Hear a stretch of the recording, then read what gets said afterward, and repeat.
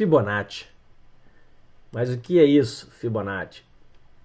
Quem não sabe, Fibonacci foi um italiano, é um matemático italiano que descobriu essa sequência aí de Fibonacci.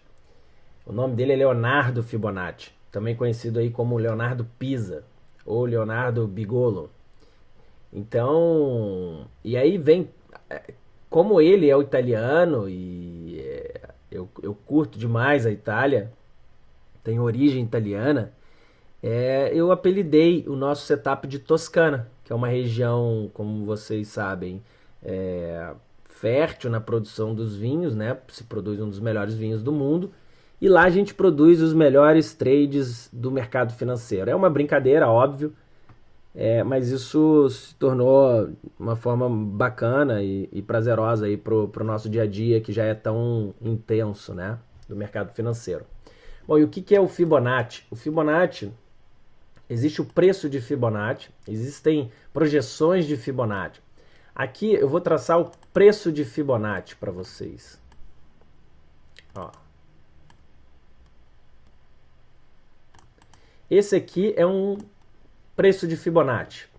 Aqui não aparecem os níveis de Fibonacci, mas os níveis são 0% aqui o 23%, essa linha representa o 38,2%, essa linha os 50%, essa próxima linha os 61,8% e aqui embaixo os 100%. Então a gente tem aqui de 0 a 100%.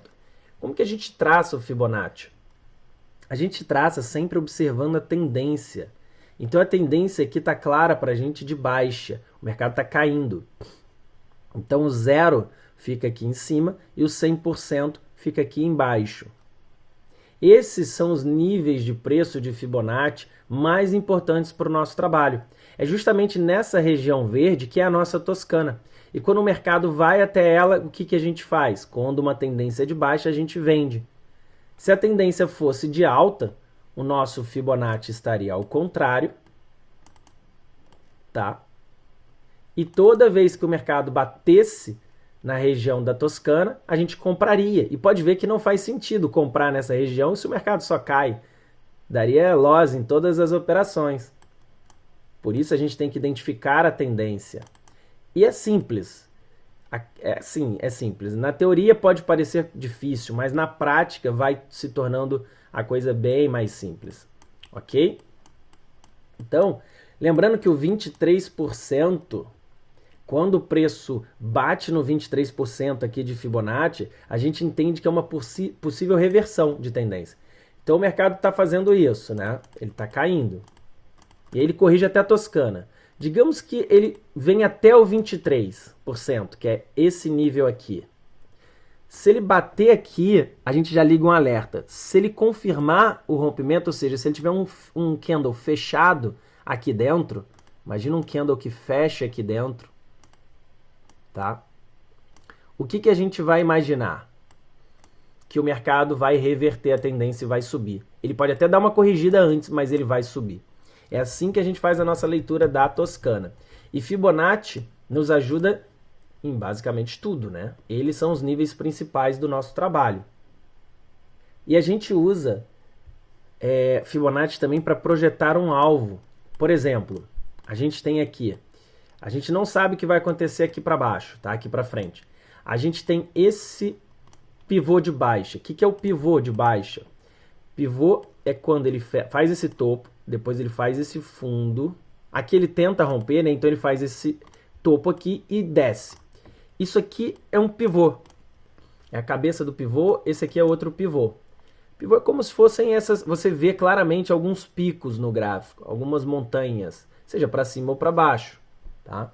Então, quando ele pivoteou aqui para baixo, ou seja, quando ele formou esse topinho, agora, né, olhando o gráfico com esses candles já formados, a gente consegue entender o seguinte, que ele está numa tendência de baixa. E o que a gente pensa? Se ele está numa tendência de baixa, a gente pega o primeiro grande movimento do dia, que foi essa subida, vou apagar aqui para vocês entenderem melhor. Ele fez isso, foi descendo, marcou de novo aqui um fundinho, que ele não violou, veio para cá. Quando ele veio para cá e começa a descer, sem a gente ver o que vai acontecer a seguir, o que a gente faz?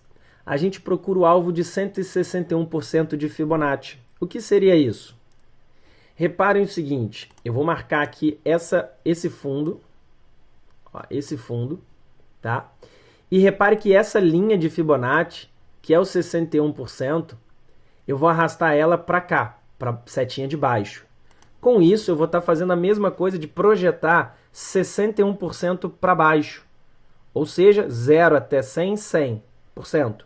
Com mais 61, 161%. É isso que é o alvo de 161% de Fibonacci. Então agora eu vou arrastar. Perceba o que eu falei. Aquela linha vai ficar lá embaixo. Ó, essa linha de 61 ficou exatamente aqui.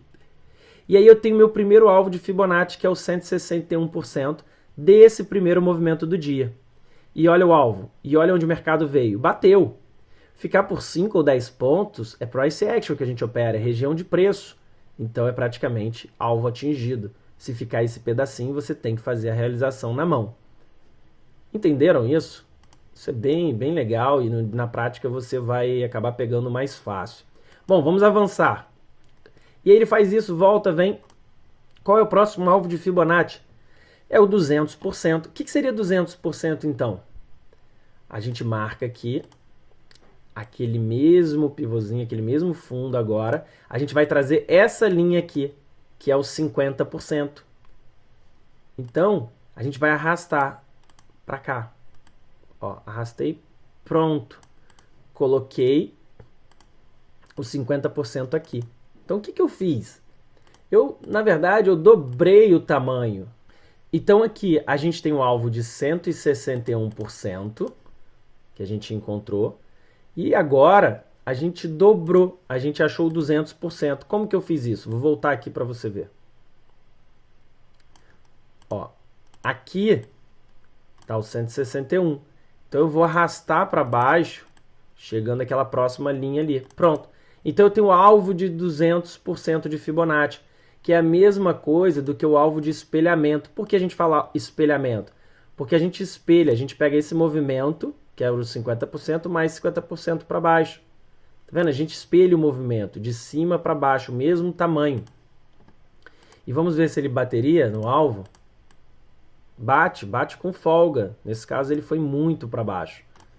Ok? Essa é uma maneira de você buscar alvos maiores. Alvo de 161% e 200% de Fibo. Ok? Bora para a próxima aula.